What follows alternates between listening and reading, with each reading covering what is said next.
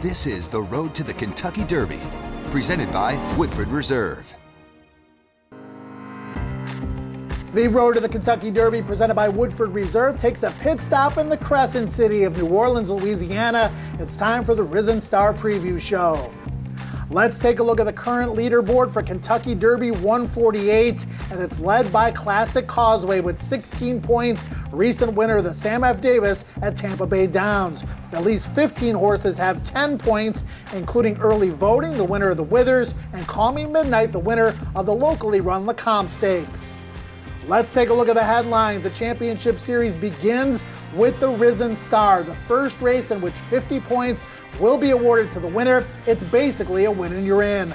Smile Happy, Zandon, Slow Down Andy off fantastic two-year-old campaigns set for the respective sophomore debuts, taking on the local hopefuls Epicenter and Papa Cap, who look to take the next step on the road to the first Saturday in May.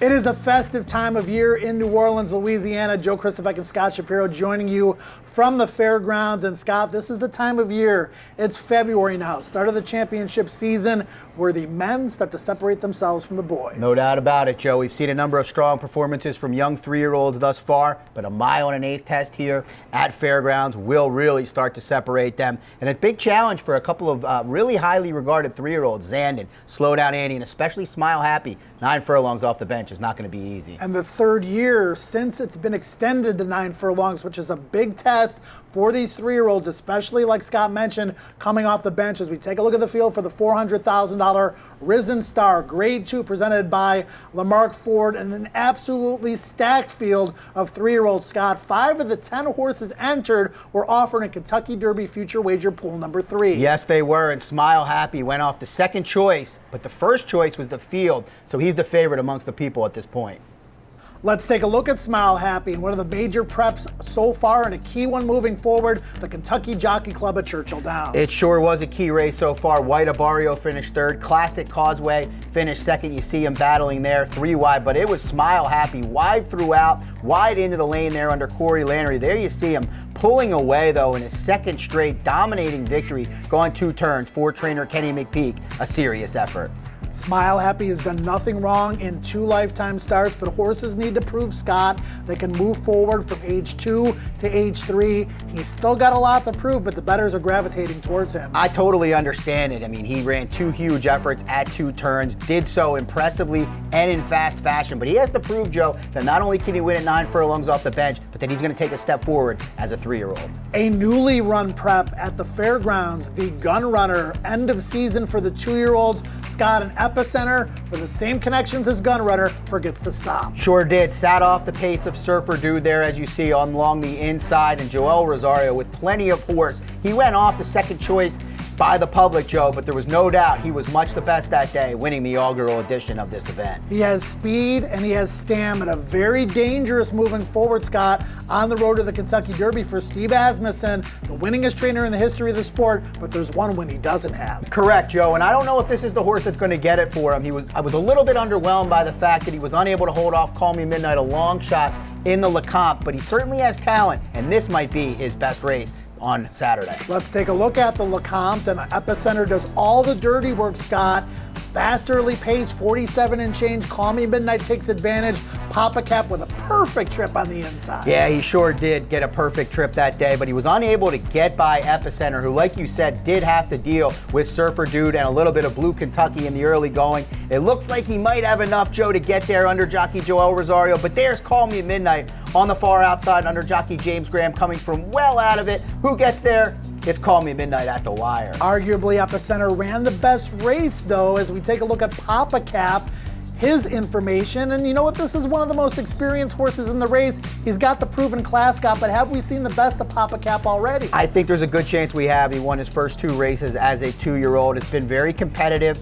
Has gotten the right trips, though. That's my concern. He should get another good trip on Saturday under jockey Tyler Gaffalione, but is he good enough? The REMSEN has not proven to be a key race in the road to the Kentucky Derby in recent years, but this year, Scott, could be a major exception. I absolutely agree with that. Mo Donegal finished 3rd in the Holy Bull. Here you see him on the far outside battling with Zandon, the Chad Brown runner that'll ship in to make his first start as a 3-year-old. Tooth and nail What a race this was. Both of them running very big efforts. I think they both have a chance come the first Saturday in May. I absolutely love the way Zandon dug in when Mo Donegal came to his outside. He galloped out in front of him. I think this could be a major prospect for Chad Brown moving forward. Not as experienced as Good Magic, but might be every bit as talented. I absolutely agree. The distance shouldn't be an issue for Zandon. It'll be a big question, though, come Saturday again.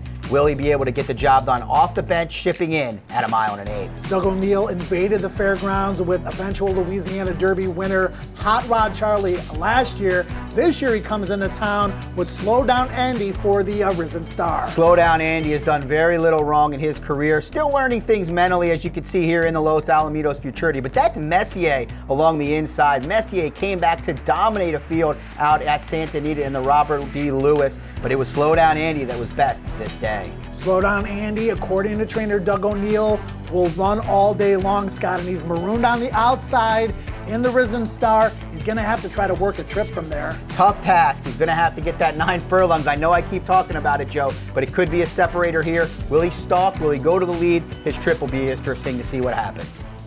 Well, Scott, after watching those races back, I'm even more excited. There are some major players, not only in the Risen Star, but moving out of this race and forward. By far the best prep of the year so far. It'll be interesting to see which horses put forth their best effort on Saturday, which of them maybe use this as to propel them to get to the next step the first Saturday in May. One thing we know, there's a lot of points on the line, not only for these horses, but for the humans as well. If you're part of the Twin Spires leaderboard competition, Scott, $100,000 in prize money and dream trips to the Kentucky Derby. $25 win bets get you points in the contest, just like the horses. Here you see Brian from Kentucky in the lead, but far from too late to get involved. So many more points. Just remember to opt in at Twin Spires. And speaking of Twin Spires, it's time to talk about who we want to bet on in a wide open edition of the Risen Star. Scott, 7-2 morning line favorite Smile Happy arrived here at the fairgrounds on Wednesday. One of the horses that has to ship in here against the locals running out of their own stall, an Epicenter, Papa Cap, Trafalgar, etc. But Smile Happy, the deserving favorite. Yeah, I might be betting on Smile Happy come Kentucky Derby time. I'm not sure if I'm going to bet on him here as the favorite, Joe.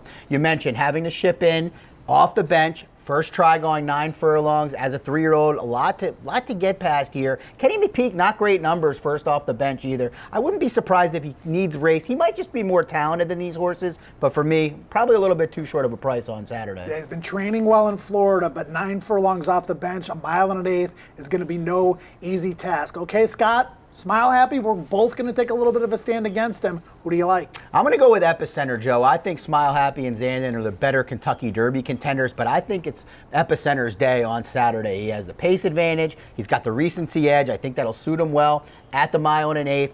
I don't see a ton of pace in here. He could take some pressure from the outside, but I think he can handle it. I think Joel Rosario and Steve Asmussen get to the wire first. I love Epicenter. He did all the dirty work in the LeCompte. I think he's got a big chance on Saturday running on his own turf here at the fairgrounds. But I'm going to go with Zandon. I think Chad Brown and the connections are here for a reason. They want the long stretch at the fairgrounds. This horse is more than fit enough. He could have run in the Holy Bull.